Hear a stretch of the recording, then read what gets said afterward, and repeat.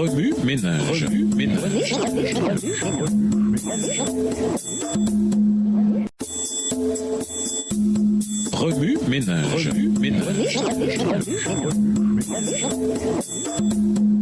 Bienvenue dans votre émission. Remue ménage. Nous voilà à la leçon de lundi. La dîme, un plaisir dans le devoir. Lisons Malachie 3, les versets 8 à 9. Malachie 3, les versets 8 à 9. Un homme trompe-t-il Dieu? Car vous me trompez et vous dites, en quoi avons-nous trompé? Dans les dîmes et les offrandes.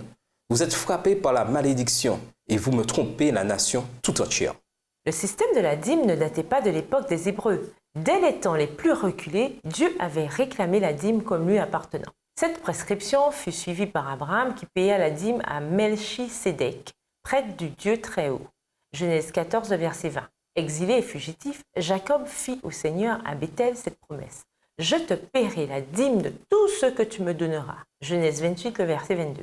Plus tard, quand la nation israélite fut organisée, l'institution de la dîme fut réaffirmée comme l'une des ordonnances divinement instituées et à l'observation de laquelle la prospérité du peuple était attachée.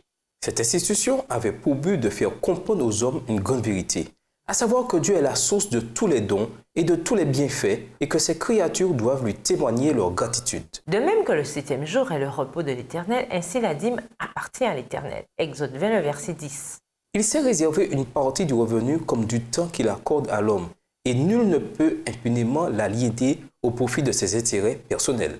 Dieu ne veut pas que les chrétiens dont les privilèges sont les plus grands encore que ceux des Israélites soient moins généreux qu'eux. On demandera beaucoup, a dit Jésus, à qui l'on a beaucoup donné et on exigera davantage de celui à qui l'on a beaucoup confié.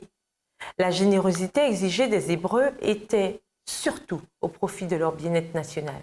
Aujourd'hui, l'œuvre de Dieu s'étend sur toute la terre.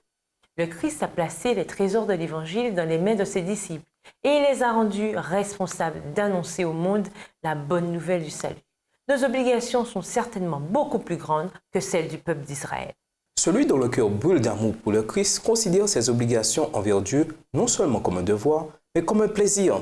Quel privilège en effet de participer à l'avancement de l'œuvre la plus noble, la plus sainte qui soit confiée à l'homme. Celle qui permet de présenter au monde les richesses de la bonté, de la miséricorde et de la vérité divine.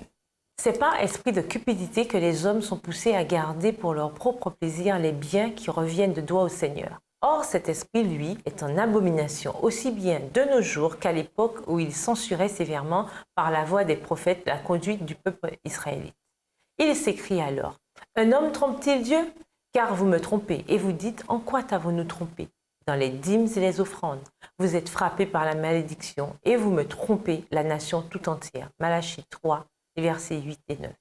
Remue ménage, que se produirait-il dans votre vie si vous traitiez la dîme comme étant une ordonnance divine de laquelle votre prospérité dépend? Prenez-vous plaisir à payer votre dîme?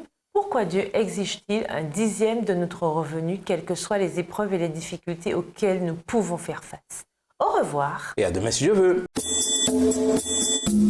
Remue ménage.